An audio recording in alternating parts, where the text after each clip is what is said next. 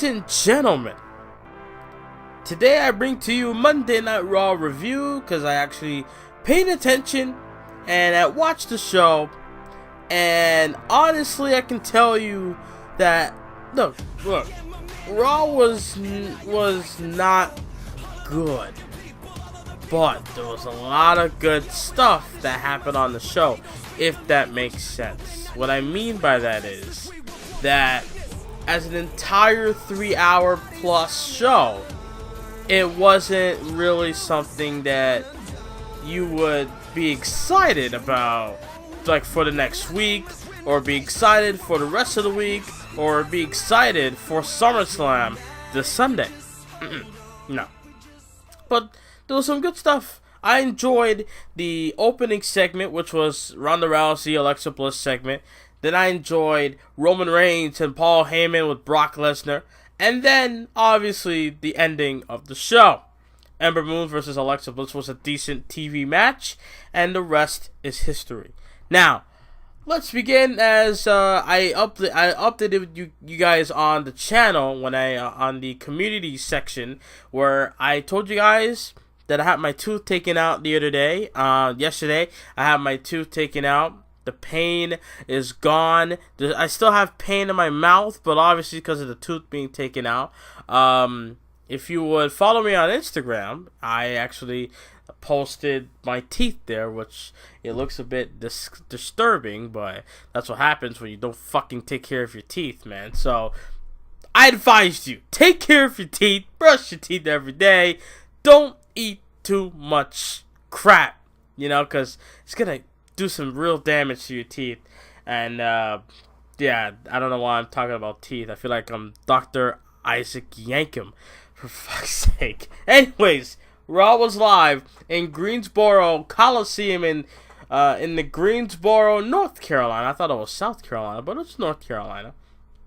Ronda Rousey, out of respect for Natalya and her family, honors, from one gym, me, to another gym, a legendary gym, in Jim the Anvil Neidhart, which I always been questioning, why hasn't anyone acknowledged Jim the Anvil Neidhart as much as, I know Brett is kind of the biggest star over the two, but at least show the man some respect. I always had a special place in my heart as a fan for the Hart Foundation, but more importantly, with Jim the Anvil Neidhart.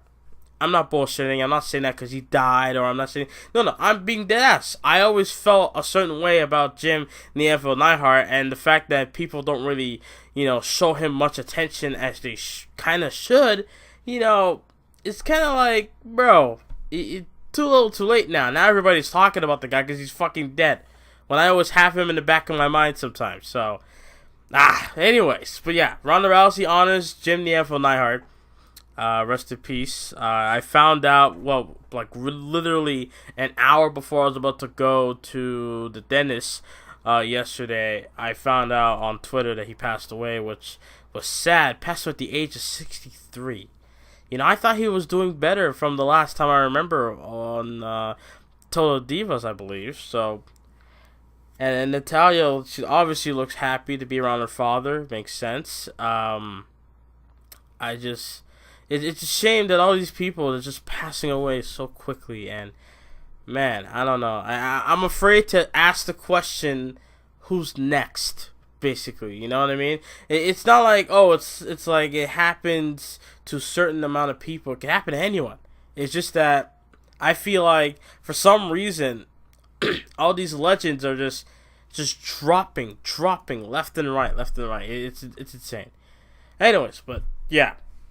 Ronda Rousey in the ring talking smack about Alexa Bliss, saying that Natty will not be here tonight because of reasons, which we all know. So she introduced Ember Moon, and Ember Moon came out, and they hugged, they embraced. And Alexa Bliss with Alicia Fox with a damaged left arm came out, started talking smack. Now, I have give Alexa Bliss so much crap over the past how many months? Nearly a year now, right? I've been giving Alexa Bliss since October to now a lot of crap. and I'm not taking back a damn thing I said over the past 10 months. But what I can tell you is yesterday's Raw, Alexa Bliss cut her best promo in a long time. Dead ass serious. She was just all over the place. She was just getting straight to the point, telling the world how she felt, talking shit to the crowd. The crowd was good in my opinion because they were like booing Alexa Bliss, and because sometimes the crowd likes to cheer the bad guys and boo the baby faces and stuff. Roman Reigns accepted, but yeah. They booed Alexa Bliss a lot, which I love. I love when a heel is booed and the babyface is cheered. I want that dynamic back so fucking bad. My God. But yeah, Alexa Bliss cutting a promo on Ronda Rousey saying that I'm tired of you. I'm tired of looking at your face. You stupid face. Just the stupid expression that you make on your face. All that. I'm done with you. And she plans on, beating her up and ending her at SummerSlam, pretty much. And Alexa Bliss, well, she had a match with Ember Moon on Monday Night Raw. So then Alexa Bliss is like, since Kurt Angle allows you to do whatever you want, I went and got security. Because Constable Baron Corbin allowed me to. So the second I saw the security, I'm like, okay, so you're telling me Ronda fucking Rousey can't handle big men like these guys. First of all, the black guy I swear he's the skinniest guy out of everyone. You got two chunky looking big dudes with beards, and you got another guy. So, you don't think Ronda Rousey's gonna, handle these guys. She took down the big guys, the skinny white guy got taken down by a kick, by some strikes, and the black guy would have done the black guy did what I would have done, leave the fucking ring and not get hurt. and rightfully so, he left the fucking ring without getting hurt. There you go. Don't mess with Ronda freaking Rousey. Anyways, yeah, pretty much the match happened after the break. Rousey, for fuck's sake, Rousey dealing with Alicia Fox before the break, and then matchup began after the break. Bliss and Moon went at it for a good match. I thought Moon was gonna get the job done with the Eclipse. She hit the Eclipse, but Alicia Fox awkwardly breaks up the pin for disqualification, and then that's pretty much it. The crowd was red hot for Ronda Rousey as always. When Fox started to attack Ember Moon, Ronda Rousey got in the ring, did some moves, and then pretty much was just standing tall over Alexa Bliss and Alicia Fox. And I was like, damn, I really wish Ember got the win. I know that if Alexa Bliss would lose that match, then it will make her look weak heading into SummerSlam against Ronda Rousey. Blah blah blah. I don't care. I just wanted to see it.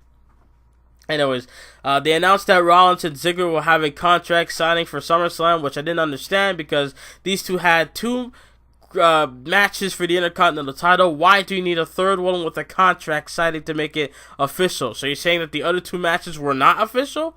Well, come on. What? I don't know. Raw tag belts were also being defended later on in a triple threat. Come back from commercial. We have. Sorry, I could have sworn I caught a fly here.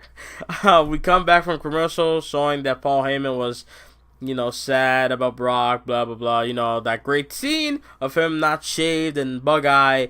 And then, Renee Young. By the way, I forgot to mention this. Renee Young, I swear to God, I've been praising for this since 2014. 4 years ago, when she called a NXT TakeOver event. What was it? I think it was NXT TakeOver the first one, or NXT TakeOver Fatal 4-Way. I don't know. But one of those takeovers she called, I wanted Renee Young on commentary since then. And I understand there was times where she didn't want to do it, but when they allowed her to do it on Raw, my God, it was like, it was just a good feeling. It was a good feeling for her to be on commentary. Like, Coach who? Pretty much. Renee Young and Booker T are the only two people I only want on commentary now. Fuck Coach. I'm sorry. I was a huge advocate for Coach, but as of late, my interest for Coach is just not there anymore. I'm sorry. But yeah. We're backstage with Raw General Manager Kurt Angle with Constable Corbin yelling at him about booking matches, saying that the only reason why Stephanie McMahon put me as Constable is because, well, she approved my matches, and I don't need to listen to you, Kurt. And then, he said that, he made a match for Finn Balor later on. So he had a match with Tyler Breeze, and he made a match for Finn Balor, which was going to be a handicap match. Kurt Angle said, look, I make matches here. I cannot change what you did, but I can add to it. The second, look, this is the problem with WWE. The second Kevin Owens came out, the second he said, oh, it's going to be a handicap match, and I'm like, oh, so Sunil Singh is going to be involved, right? Finn Balor can handle Sunil Singh and Jinder Mahal, whatever, right? That's what I was thinking. And then when he said, when Kevin Owens' music hit and he announced Kevin Owens, that's when I was like, okay, yeah, this is going to be a fucking tag match. And then as I was skimming through the show, I just see Kurt Angle come out, and I'm like, okay, here we go. And then he said, you can add to the match. Here's his tag team partner, Braun. Braun Strowman came out. And I'm like, yeah, pretty much. So I did not watch this match. I just skipped because I do not care. Braun and Jinder does not interest me. Finn and Jinder does not interest me. Owens and Strowman, the rivalry, for me, the rivalry ended at Extreme Rules. The fact that the briefcase is on the line, I don't really care. I don't care who wins that freaking match. To me, I could take Kevin Owens being Universal Champion again, because I hope they actually rectify the second time being champion than the first time. When the first time he was champion, he had Chris Jericho in his back pocket. Every single pay-per-view match or every title defense, Jericho would stick his freaking nose in the match. The one where I was in Toronto on Raw, the Hell in a Cell, Clash of Champions, and when he went up against Roman Reigns, Jericho got involved there. And then at the Royal Rumble, same thing. Jericho was involved, even though he was in the shark cage. He still got involved. And then Braun Strowman interfered in that match as well. So, if Kevin Owens gets that Universal title, they have to rectify the wrong from the first Universal title run, and hopefully the second title run, is a lot better. That's all I gotta say about that. But this tag match, I don't care at all. Braun and Finn win. Blah, and then Corbin attacks Finn, and I don't care. Kurt Angle is backstage on the phone with Steph, and Ziggler and Drew McIntyre walk in. This happens, I swear to God, about 4 times tonight, asking about where's Seth Rollins. If Rollins is not here, then no contract is signed, and blah, blah, blah. Matches will be off, and whatever. Right? So, later on, you have this guy named Ricky Roberts. I thought he was gonna mimic or mock Elias. He's gonna be like, "Hello, my name is Ricky, and I got a question for all you here tonight. Who wants to get sticky with Ricky, or who wants to stick with the Rick?" I don't know. I thought something like that was gonna come out of his mouth, but he just said that he's a big fan of Elias. Elias came out. Elias plugging his merch like he's Jake Paul and Logan Paul. Doesn't matter. And then he was singing a song, I believe, bringing up that he has a concert on Saturday at the some theater in New York City. And Bobby Lashley came out, and Bobby Lashley beat the shit out of Ricky Roberts, because Ricky Roberts smashed him with a guitar in the back of Lashley. And I'm like, yeah, you fucked up, pretty much. Bo Dallas is, calculating numbers about the triple threat, statistics. And, Axel was like, look, fam, we got to go out there and win, pretty much. And just prepping each other up for the title match. And the match happens. I fucking hate, I repeat, I fucking hate the B-Team's theme song and entrance. My God, The cringe level is so high. It's higher than where a space shuttle would be. A spaceship. It's higher. It's higher than an airplane. That's how fucking high it is. I don't even know what I'm talking about, but it's high. It's very high. Shit. My God. B team, go, go, go. B team, shut your ass up. God. You had a good theme in these battle scars, and then you f*** it all up by changing it to a High School Musical ripoff. God, this song sucks.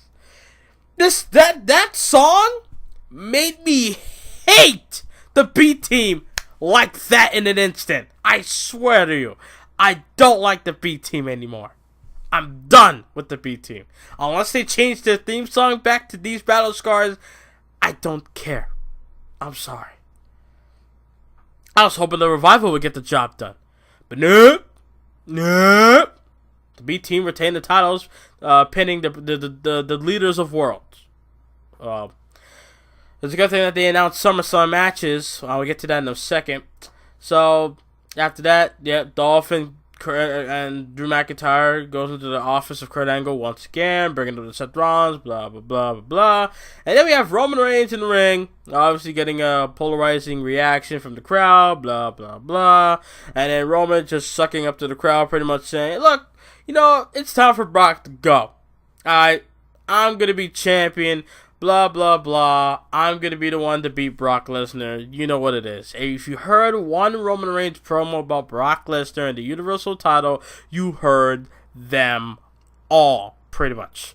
So, I'm not going to go into... He said he made some UFC comments. I don't really care. And then Paul Heyman comes through and steals the line of the New Day, saying, "Today is a new day." Yes, it is, And then saying that the Usos are going to be the future tag team, they are the future of the tag team division. And speaking of divisions, he's looking at the big dog and Roman Reigns, saying just praising Roman Reigns, saying that I could get. You know what this segment was to me before Heyman did what he did, and which led for Lesnar to come out. This was like a female, right, was done wrong by her partner or relationship partner, like boyfriend, whatever, right? Or however you want to put it, the two dudes or two females, whatever the fuck, two people in a relationship, intimate relationship. One person was done wrong, and then that person that was done wrong is looking for someone a shoulder to cry on. And when they find that shoulder to cry on, they leech onto that person so quick, and they will do anything with that person to fuck over the person that done them wrong. That's exactly what this segment was before Heyman, showed his true colors. Heyman was like the person that was done wrong by Brock Lesnar, who was the person that was doing Heyman wrong, and then Heyman looked at Roman Reigns as a shoulder to cry on and tried to leech on to Roman Reigns very quickly, praising the guy so much, and then was planning to fuck over Lesnar along with Roman Reigns, help Roman Reigns to get the win over Brock at SummerSlam. That was pretty much what that was. And then Heyman, Roman, just like me, I was not buying it. People were like, yeah, bro, Paul and Roman, they're going to team up and stuff. I did not believe it one bit. WWE knows that without Heyman, I want to see Lesnar by himself a lot, but I'm not stupid. I know the value between with Heyman and Lesnar together. I understand and I know the value of both men being a group, a unit, but I'm just saying, there's times where I want to see Lesnar by himself. Not all the fucking time they got Heyman with him. And he makes $125K just for bouncing around while Heyman speaks for him. Remember that. So anyways, Roman was not buying it, just like I wasn't. And he was so, and then Heyman went so far to speak in Samoan, to repeat what what Roman's father said to Heyman back in the day. So, you know, it was weird. And then when Reigns kept saying nah, nah, nah, right? Heyman gave him a paper. Heyman gave Roman a sheet of paper, and right when Roman was reading it, he took out a pepper spray or some sort of spray, and he just sprayed the fuck out of Roman Reigns' face. I think it was a pepper spray, right? So he just sprayed him. He just sprayed him in the face a lot. And then I knew the beast, the Universal Champion that doesn't show up, showed up. I knew Brock Lesnar was going to come out and do some damage. I knew for a fact. Okay, no fucking way that you're going to have Heyman just spray in the face of Roman for what? For nothing to happen later on. You got to be kidding me. I knew Brock was going to come out and do some damage. And what did he do? Did some knee lifts. He did a new move. He did a guillotine. Never! I have watched a lot of Brock Lesnar matches over my 9 years of watching fucking wrestling. I have never watched Brock Lesnar lock in a guillotine. Ever. Never. Okay? So, he did that on Roman Reigns. Let's go. Walks off, and then he sees Roman getting up so quickly. Gets back in the ring, hits an F5 for his trouble, and then leave. Well, you have Michael Cole in the background. Oh, that's a coward attack by Brock Lesnar. Roman was defenseless. Look, man. It's plain and simple. You talk shit, you gon' get hit. It's you talk shit, you're gonna get hit. Roman talks shit, he gon' get hit, bitch. Pretty much it, okay? After that, we have the worthless segment of the night. A 6-man tag team match, okay? We have Bobby Roode and Titus Worldwide, who fucking blocked me, dickhead, against the Authors of Pain and my boy, Mojo Rawley. Now, did the Authors of Pain and Mojo Rawley get the win? That the people that needs it the most? No. You got Titus O'Neil, Boring fucking Rude, and Apollo Snooze getting the win over Authors of Pain and Mojo Rawley. Okay. Boring Rude, and you're from Toronto. God help me. And a nice video package for Jimmy Neanville Neidhart. And then we had... Oh, by the way, I skipped that 6-man tag, just like I skipped this match. I probably shouldn't.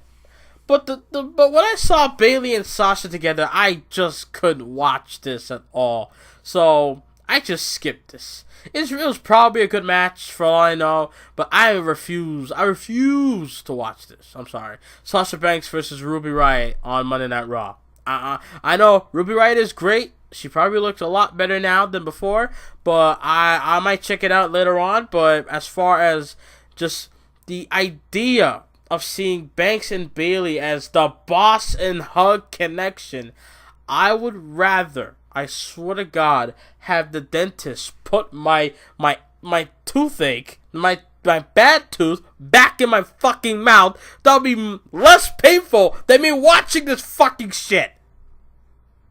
Shit. Good. Ruby Riott got the win. That's good. Fuck. Sasha Banks can... Oh my God. Not Sasha Banks, but this whole Boss and Hug connection, I don't buy it at all. It's so bad. And then the main event, or the end of the night, Rollins was doing some things in China, doing some PR stuff, and we're having the contract signing. Ziggler was talking shit to the fans, saying, "Hey, you used to cheer me, you cheer Seth Rollins, just like you cheered me before, and then you turn your back on me when you get a little bit of disappointment." And then Burn It Down comes through. Seth Rollins comes out and he just says, "You know what? I'm sick and tired of going at you and Drew McIntyre in this handicap situation." So you got that Scottish psychopath. Well, I got me a lunatic. My God, I was so thrilled to see Dean Ambrose back. It was refreshing. I never thought I would miss him so much. I never thought a lot of people would miss him so much because everybody was talking a lot of shit before he went down with injury. And then when he came back, dude, the haircut. The haircut is what throws me off. Dean Ambrose, I swear to God, for about 3 seconds, I did not recognize him. Until I look at his face, I look how he walks, I look at his shirt, and I'm like, that's Dean Ambrose. Holy shit, look at that! Look at the haircut! I can't stress enough. I kept popping for the haircut of Dean Ambrose. I just can't. I just can't. I can't help it. Dean Ambrose comes out, help out Seth Rollins. Dean Ambrose, and the way how he fought, it did not look like the usual Dean Ambrose fighting scene that you would normally see. You know, the way how Ambrose fights in a brawl, it didn't look like how he would normally fight. It's weird. It looked, maybe because it's been 8 months since we've seen Ambrose inside a squared circle, but still, you know, it was weird to see Ambrose in this environment once again. And I cannot be more happier. Now, I would rather have... Look, Dean Ambrose came back awesome. Great. The way he came back was clean. He came out, no smile, Finn. No smile. And he just came out and did what he had to do. The way how I would do it, I would have Dean Ambrose... I would have Seth Rollins... I would let Seth Rollins come out with somebody else for Raw, right? And at SummerSlam, Rollins is by himself when he's going up against Ziggler and Dolph. You have Dean Ambrose come through, maybe at the end of the match or in the middle to the end of the match. But Ambrose comes in wearing a hoodie. You just see a random guy wearing a random hoodie. Just jump over the barricade and just beating up on Drew McIntyre. Like, who the fuck is this? And when he takes off the hoodie, or when maybe you have McIntyre or Dolph Ziggler take off the hoodie, and it's Dean Ambrose. And you don't need the theme music to play. You don't need a grand entrance for Dean Ambrose how he came out on Raw. You just have Dean Ambrose come through like he just came through whatever he fucking wants. You know what I mean? Instead of him coming out like the WWE way, he could have came out at SummerSlam wearing a hoodie, comes out, beat up Drew McIntyre to even the playing field, and he just shows up at SummerSlam. That's how I would do it, because that would get a great pop. That would be a great return, and with this haircut, it fits with Dean Ambrose how he looks now. It would fit to when he comes back. So, holy crap. Nice to see Dean Ambrose. My God, it is so refreshing to see Dean Ambrose back. I really hope they turn him heel, because that look he has, it's a heel. It's a heel look. There's no fucking way you could be a babyface with that look. I'm sorry. You just can't. You just can't. I'm sorry. It's not possible. And that's Monday Night Raw for you guys. You guys wanted me to do a Raw review. When I've asked you guys in that voting poll, would you guys want to see a Raw review? You guys said, yeah, sure, why not? So, yeah, I'm going to plan on doing Raw reviews. At least I'll upload them on Tuesday mornings or Tuesday afternoons. But, yeah. Now, as far as SmackDown Live goes, if you made it this far in the video, as far as SmackDown Live goes, I'm going to post it on Wednesday. Because, because I feel like my mouth is going to be very painful by today. So I feel like it's best that I take another day of resting before I officially get into recording for SmackDown Live. I'm surprised I was able to make it through for 29 plus minutes without my mouth 100% being pain, 100% painful. So hope you guys enjoyed the Raw review. If you guys can, please leave a like, subscribe. Thank you guys. I'll give you guys my predictions for SummerSlam and TakeOver this week. Stay tuned, and I'm out. Later.